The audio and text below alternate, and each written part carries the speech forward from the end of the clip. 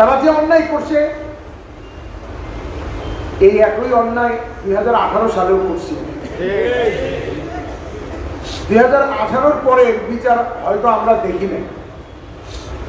আমি মনে করি 2018 সনের থেকে শুরু করে তাদের সকল অপকর্মের বিচারের জন্য আল্লাহ তাআলা সাক্ষী হিসেবে রাত্রে আল্লাহ তাদেরকে দিয়া আর একটা অপকাম করেছে।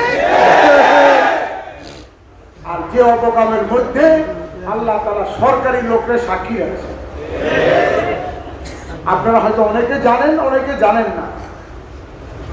বর্তমান বৈষম্য বিরোধী ছাত্র আন্দোলন দ্বারা গঠিত সরকারের ছাত্র সমন্বয়কদের মধ্যে দুইজন, সার্জিস আলম আর একজন হলো হাসানাত আব্দুল্লাহ। এই দুইজন রাতের বেলা 12টা-1টার দিকে ওদের সাথে বসে উসামার সাথে আব্দুল্লাহ মনসুরের সাথে, ভিডিওতেও চিত্র আছে, বসার পরে তাদের সাথে কথোপকথনের পরে হাসানাত আব্দুল্লাহ এবং সার্জিস বলল যে আচ্ছা, আপনাদের দাবি হলো যে আপনারা ময়দানে জোর করতে চান, ঠিক আছে, আমি অপর পক্ষের সাথে আলোচনা করে তারপরে মাঠের আপনাদের কাছে ব্যবস্থা করে দিব। শর্ত হলো আপনারা 25 তারিখে মাঠ আবার বুঝাই দিবেন। এইটা তারা বলছে, ছাত্র সমন্বয়। তারা সেখানে বলছে যে হ্যাঁ হ্যাঁ আমরা বুঝাই দিব, ঠিক আছে।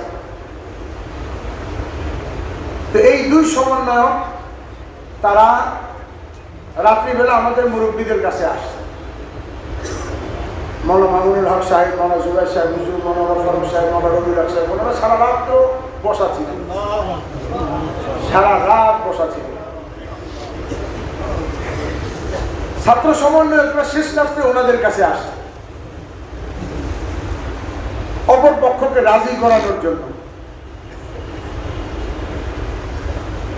এবং উপদেষ্টা মণ্ডলীর পক্ষ থেকে তারা প্রতিনিধিত্ব করে আসছে, এবং উপদেষ্টা মণ্ডলী তাদেরকে দিয়ে বলে পাঠাইছেন যে আজকে সকালে 10টায় এবং 11টায় পৃথক পৃথক আমাদের সাথে ও এই অপর সন্ত্রাসীদের সাথে আলাদা আলাদা বসবে।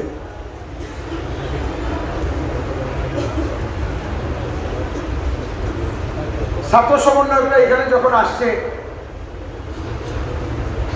তো ওরা যখন ওইখানে ইট পাটকেল শুরু করছে, শোডাউন শুরু করছে, তখন ছাত্র সমন্বয়করা এখান থেকে ফোন করে তাদেরকে জানাইছে, ওসামাকে, ওয়াসিফ ভাইকে নাম ধরেই বললাম, তাদেরকে ফোন করে বলছে যে দেখেন, আমরা একটা সিদ্ধান্তের জন্য অপর পক্ষের কাছে আসছি এবং কালকে মিটিং আছে, তারপরে আপনাদেরকে দিব। তার আগে আপনারা যদি নিজেদের হাতে আইন তুলে নেন আর মাঠে ঢোকার চেষ্টা করেন, তাহলে মনে রাখেন আমরা কিন্তু আপনাদের সাথে থাকবো না।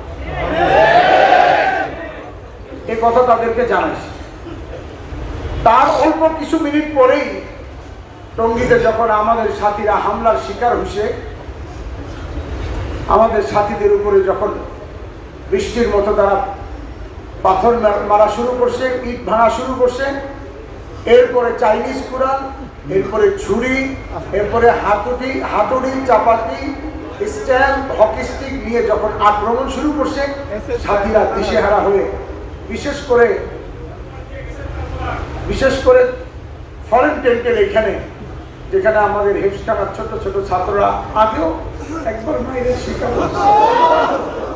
এই বাচ্চাগুলি ওইখানে ছিল, এমনকি তারা জিম্মি অবস্থায় ছিল। এই অল্প কিছুক্ষণ আগ পর্যন্ত শেষে আর্মি, আমাদের এক লেফটেন্যান্ট কর্নেল এক ভাই, উনি এখান থেকে আর্মিদের সাথে যোগাযোগ করার পরে এক ব্রিগেডিয়ার, এক প্লাটুন নিয়ে, আর্মি ফোর্স নিয়ে ভিতরে গিয়ে ওই ছাত্রদেরকে টঙ্গী স্টেডিয়ামে নিয়ে গেছে এবং সেখানে নিয়ে ওই বাচ্চাদের খানা পিনার ইন্তজাম করছে, তাদের হেফাজতের ব্যবস্থা করছে। আর ওই বাচ্চাদেরকে যারা পড়াইতেন উস্তাদ, তার মধ্যে একজন হলো মৌলানা উসমান, আমাদের সমসাময়িক আমাদের সাথেই পড়ছে এবং ময়দানে ইজতেমার সময় যখন হযরত মাওলানা ওমর ফারুক সাহেব, মাওলানা নুরুল রহমান সাহেব হুজুর যেতে পারতেন না, তখন এই ওসমানী ময়দানে লাখো মানুষের ইমামতিও করছে। হারামির বাচ্চারা তার বাধা ফাটাই ফেলছে, তার গোটা শরীর রক্তাক্ত করে ফেলছে।